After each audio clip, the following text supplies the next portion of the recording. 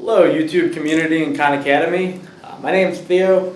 Just graduated with a degree in actuarial science. I've been teaching math, econ, finance, and all statistics-based classes for the last 3 years. Today, I'm going to do a 10-minute spark note of everything you need to pass the AP Calculus high school exam. I did it back in the day. It's really not bad if you know about 3 main concepts. What calculus is people get confused and scared with the word calculus because they hear all these big scary notations and Greek symbols, and of course those look scary. It's like learning any foreign language for the first time. But all calculus is descriptives about any function you've had this whole time up through algebra. So all through algebra you've had a dependent variable as a function of all these independent variables, whether it be weight as a function of height, whether it be weight as a function of how many cheeseburgers you eat a week. You can always function y, some function of x, y, and all these variables, each of these. So, all calculus does is look at those and describe it. And there's 3 main things you're going to ever get out of calculus. You're going to get rates of change, you're going to get areas, and then you're going to be able to use those two to manipulate and optimize those functions. So today, I'm going to cover derivatives, I'm going to cover integrals, and last, I'm going to attack the infamous optimization, max-min, every calc student's most difficult problem going into these exams. So, the AP exam, let's keep it one-dimensional. Y is a function of x. So looking at the graph, you have this graph, you have y, and it responds to x. Let's call it, nice, 3x squared. Algebra style, you can plot points, here's 0, here's 1, here's 2 on the x-axis. If I put 0 in this, 0 squared times 3 is 0. There's a point here. If I plug 1 in to this function, 1 squared times 3 gives us a point at 1, 3. If I plug 2 in here, 2 squared, 4. 4 times 3 is 12. There's a point at 2, 12. You kind of use your imagination to connect the dots that way, and our line kind of goes that way. It's a good skill to have to be able to piece your way through a lot of questions that you don't know the exact way to go. But being able to at least visualize the graph is a good way to start. And we know that it's symmetrical and goes that way. It has the squared parabolic shape. So you remember in Algebra 1 how we can find a rate of change between 2 points. And how do we do that? We did rise over run. We did there's a point here, there's a point here. It goes up 12, and it took 2 to get there. So the slope between x equals 0 going to x equals 2 is 12 over 2, which is 6. That's the slope of that line right there. What calculus does is it says, what if this 2 becomes instantaneous? Because at this point, it has no slope. At this point, it's going up a little bit, but not all the way at 6 units. And at this, it's probably going up pretty steep. So every point along this graph has a different slope associated with it, given by those tangent lines. They go up towards that. So what calculus is going to do is it's going to say this dx here, this change in x that you originally worked with, is now going to approach 0 and be replaced by this calculus notation dx. So calculus like this works like a ladder. You can take any function here and you can take its derivative. So the derivative of f of x, math people do with this little dash right there, is given by 6x. Any point on this original graph, you can find the slope of it with this. And I'll go into more detailed derivation and integration techniques in other videos, but should be able to just drop the 2 out front. The exponent up here is an imaginary 1. So if I plug 0 into this function, 0 times 6 is 0. At this point where x equals 0, the slope here is 0. It's a flat point. If I plug any number up here, 2 times 6 is 12. The slope here is 12. It's going up a lot faster here than it is here, or even any other point here. Keep in mind that you can do this one more time, and you can go one step down the ladder. You can take a second derivative, which is just the derivative of this. Every point on this graph 6x, it's like that.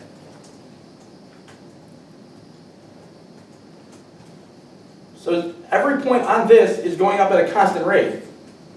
Every point, no matter what point I plug in for x, this graph is going up 6 y units per x unit. Every time x goes up 1, y is going to increase by 6 for every point on this graph. So all the one below it does, all the derivative does, is give the slope of any point of the one above it, of its integral. Now what integrals do, math people usually denote those with this squiggly.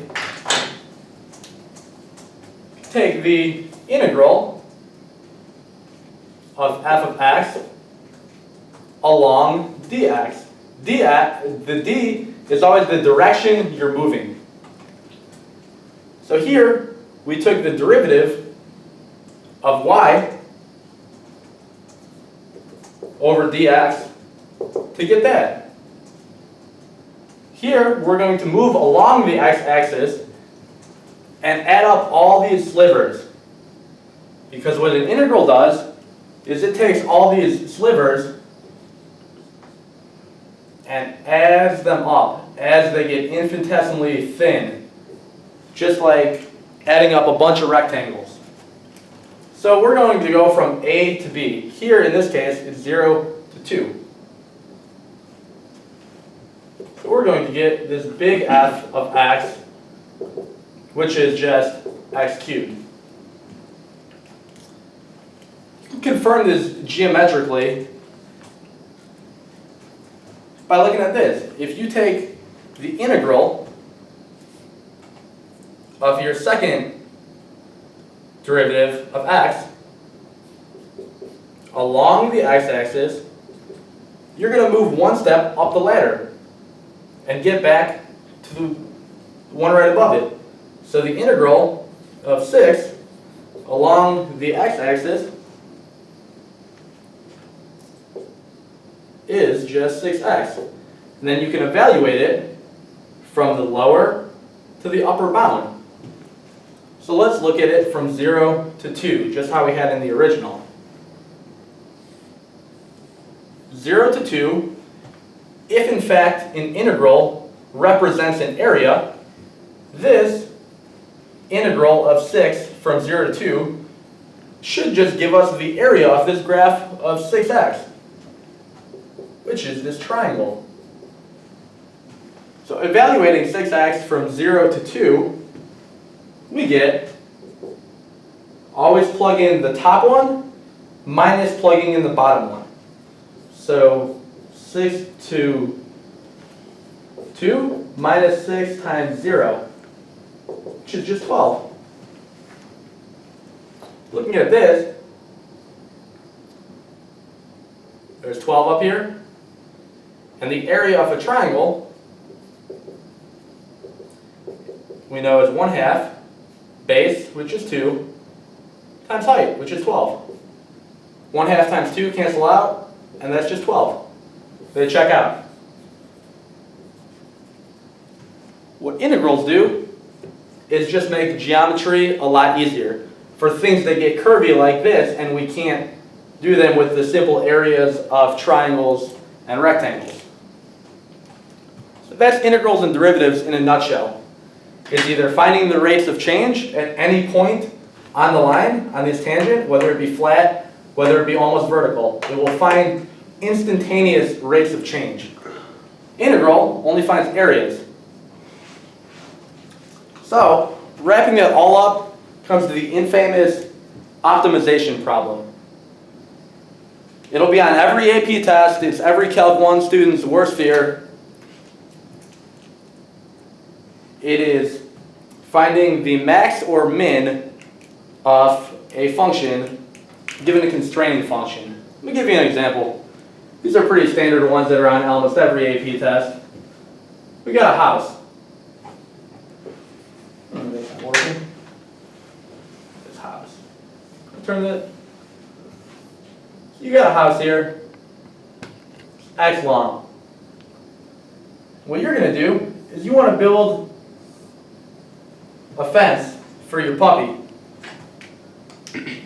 Puppy is just chilling here. Good little puppy. And you need to build a fence with these three sides. 1, 2, 3. Obviously fences are usually rectangles, so we know that. And they're going to tell you you have 30 feet of fence to work with. So you need to maximize the area of this fence for your dog. Give them the most room to run. And they're going to tell you a constraining function where you have something about the coordinates of this graph. So if this side is x, you know that this side is x. This side doesn't necessarily be, but this is the length of the house, called y. So if one side of the house is there, you know that you have to model this area. You know that 2x plus y, x plus y, is going to be equal to some constant that they give you. They're going to tell you have 30 feet of fence to work with. And you need to give your little puppy the most room to play with that 30 feet of fence. So you need to function this area. You know that from geometry, area is just x times y of a rectangle. They can give you any shape. They can give you a square, a circle, a sphere, any situation. And it's always going to start with your objective function, which is the function that you have to maximize or minimize, and also a constraint, which is something about how the two or more variables work together and a constant to constrain them. These, obviously I'd love to give my dog 1,000 feet to play in, but I only have 30 feet of fence to work with. So I have to work with what I got.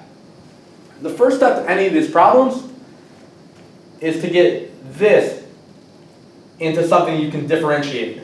Because remember here on this graph, we had a flat point when the derivative was 0. When I plug x is 0 into the derivative, I got a derivative of 0. I got a flat point. That's how maximums and minimums work. Because if I have a curvy function like that, I'm always going to have a maximum or a minimum. Sorry, that's probably out of the camera.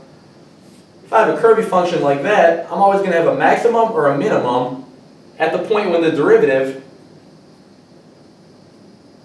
is 0. So, I'm going to try and get this to where I can differentiate area with respect to one of these variables. Figure out that one in a second. So, I'm going to solve for this equation in terms of one of these. I'm going to isolate this variable so I can make this optimization function in terms of one variable. Let's solve for x. So I'm going to rewrite this. 2x plus y is 30. I can always do algebra on any function I've made to this point. I'm going to rewrite this as y equals 30 minus 2x.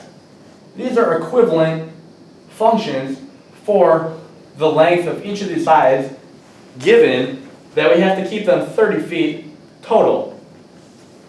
So I'm going to take what I solved y to be, I'm going to plug it in for y. I'm going to rewrite area as a function of only one variable, which is the most important first step of any optimization problem, is get your objective function in terms of one variable so you can differentiate it and find the flat point. So now area is equal to the original x times what I found y to be, 30 minus 2x, which is just 30x minus 2x squared. This is a function we can take a derivative of with our original properties of derivatives. Hopefully your teacher lets you use a calculator that can just find the derivative. If not too difficult by hand. The derivative of this function is 30 minus, that drops down front, 4x. And you want, when this 30 minus 4x, you want when that equals 0. Doing some algebra on that, move the 4 over there. You have 30 equals 4x is when x is 0. You're going to have x is 7.5 feet. You can always go back to any of your original equations up till that point and use what you found x to be to solve for y. Here we have 2x plus y equals 30.